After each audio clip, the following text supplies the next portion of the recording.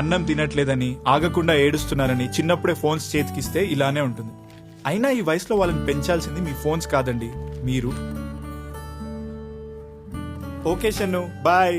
Be a good and brave girl. Bye, Siya. Next please.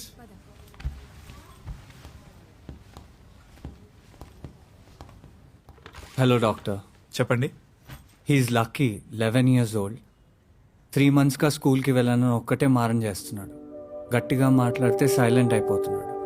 ఒక్కడే ఒంటరిగా రూమ్లో లాక్ చేసుకొని కూర్చుంటున్నాడు. We're not understanding what is happening అని.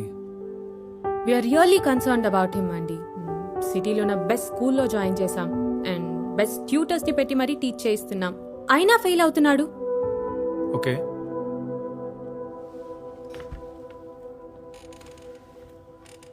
Hello lucky. లక్కీ, నీ పేరు చాలా బాగుంది. హే, నీ హుడీ కలర్ కూడా చాలా బాగుంది. నా ఫేవరెట్ కలర్ ఇది.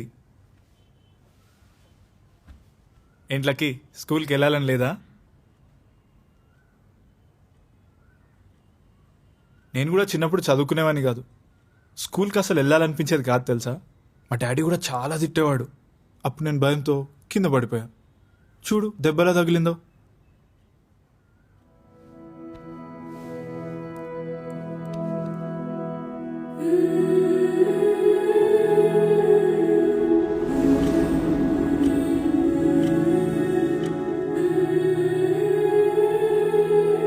నాకు స్కూల్కి వెళ్ళాలని లేదు అంకల్. డాడీ చెప్పినట్టు వింటున్నా, చదువుకుంటున్నా,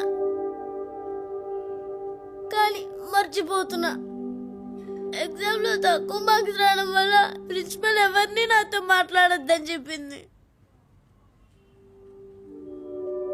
స్కూల్కి వెళ్తే చాలా లోన్లీగా అనిపిస్తుంది. చచ్చిపోవాలనిపిస్తుంది.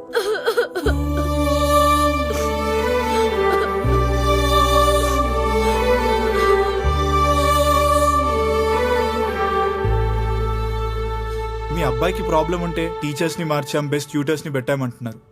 అసలు ప్రాబ్లం ఏంటని వాడిని ఎప్పుడన్నా అడిగారా? వాడు చచ్చిపోవాలనుకుంటున్నాడండి. This is his mental state. అసలు పేరెంట్స్గా మీరేం చేస్తున్నారనేది ఎప్పుడైనా సెల్ఫ్ క్వశ్చన్ చేసుకున్నారా?